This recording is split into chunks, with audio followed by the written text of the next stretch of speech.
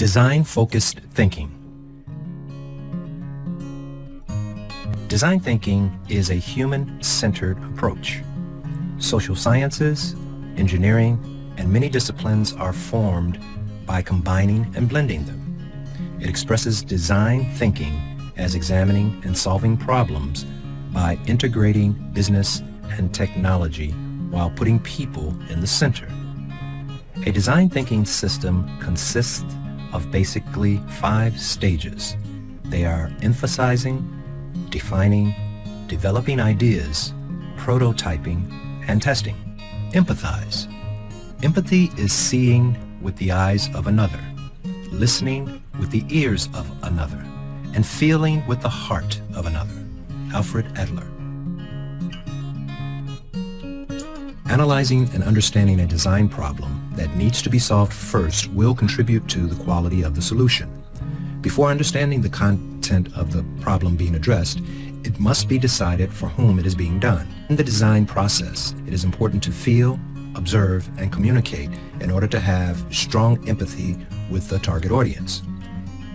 Healthy and strong communication and empathy with the target audience play an important role in listening to the story, understanding the problem and needs, and thinking about the proposed solutions.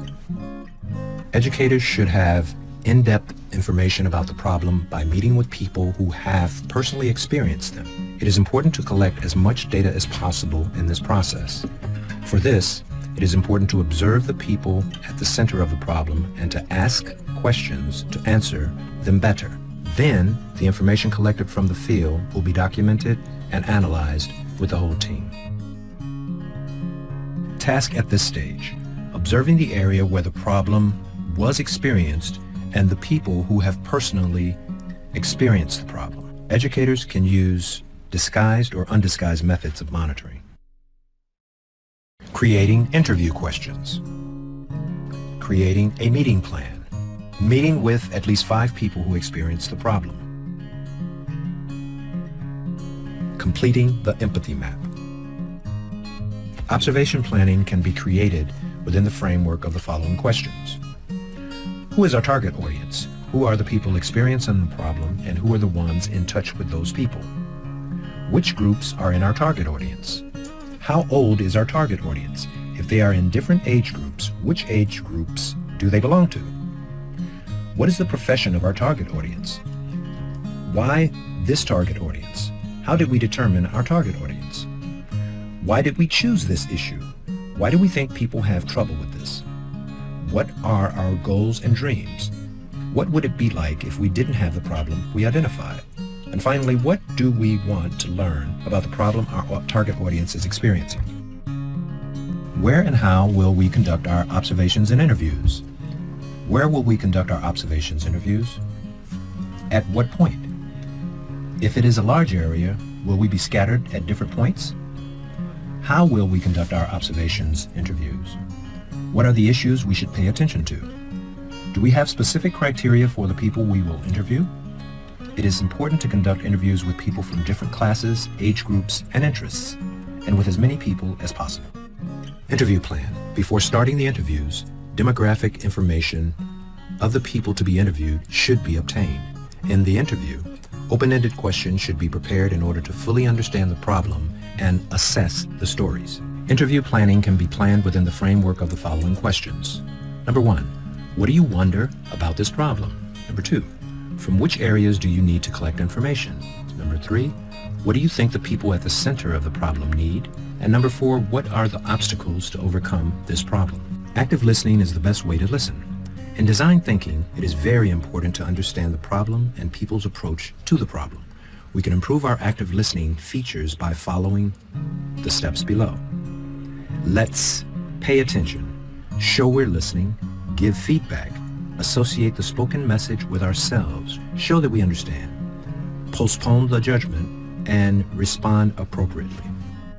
Defining the needs of the users or the group, which is seen as the target audience, starts with a good understanding of the problem and desire of the audience.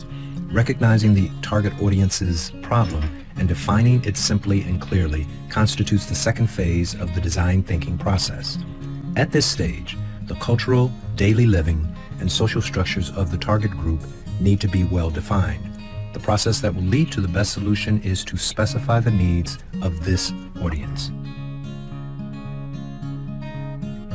In order to analyze and identify the causes of the problem and the consequences of the problem, the empathy map should be filled in with the information obtained from the field. Interviewed people experiencing problems.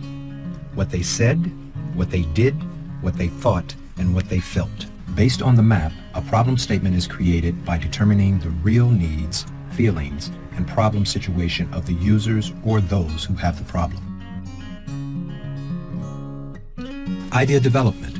At this stage, it is aimed to produce many different ideas for the design problem, especially in order to understand design problems and generate hundreds of ideas, even if ridiculous. The aim here should be to look and think from different perspectives on the subject. Then, previous studies to solve the problem are investigated. The resulting ideas are discussed and a decision is made on an idea. Prototype. The output of the idea or concept created during the idea development process is turned into a concrete example that is far from perfection. Since many prototypes may fail, examples are produced quickly and cheaply without complex details, away from aesthetic concerns. From the obtained samples, the faults and wrong design calculations are noticed. Testing. It is confirmed whether the product is ready for use or not and whether a healthy result has been reached. This cycle should be maintained until the product is finalized by making the testing process user-centered, taking the user's ideas and making the necessary arrangements.